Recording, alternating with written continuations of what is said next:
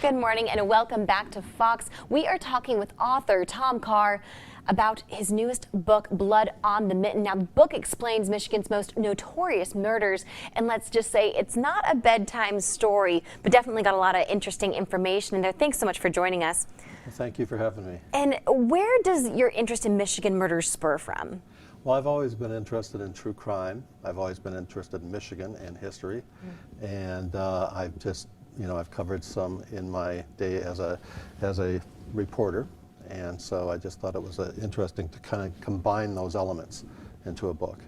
Now, your book actually goes into great detail about a lot of these cases, Jimmy Hoffa, the 12th Street riots, a lot of these very iconic Michigan moments in history. How did you go about collecting the data for these stories? Well, the Library of Michigan here in Lansing was very important in that process. I relied on newspapers, on books, on even some contact with some of the agencies that investigated some of these, and it was there were a lot of different sources, and I just tried to get to know the story and then tell it in sort of a conversational way.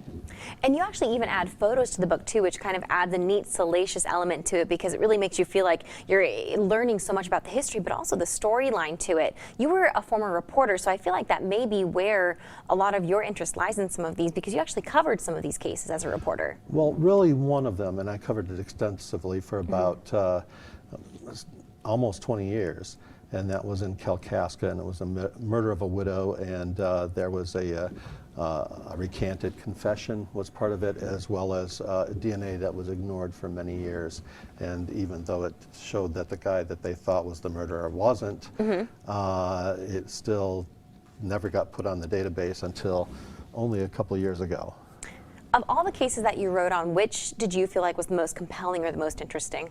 One that sticks with me a lot is Arvil Garland in Detroit in 1970, who shot his daughter for living in a commune and being a hippie. And it was just, how on earth, as a father, I'm thinking, how on earth, could something like that happen? Right. Another one of my favorite stories was Mary McKnight. Can you give us kind of a snapshot of that? Yes. A lot of people are really compelled by that. It's just so bizarre. I mean, up in the turn of the 20th century, here she was living in rural Michigan, and she was poisoning members of her family. And if I get the number correctly, there's so many numbers but I think like 12 people, and then and they finally caught on to her. She was giving them strychnine, a horrible, horrible death, but she'd move around, and nobody nobody connected the dots until finally Kalkaska prosecutor and I guess doctor looked into it and said there's something not right here. But she supposedly did it because she liked funerals. Right, and you detail that whole story in Blood on the Mitten, your newest book. Thank you so much for coming on. Now, if you're interested in picking up the book or for more information, you can always visit facebook.com/Tom Carr author. Let's go ahead and toss it over to Beverly for a check on the weather.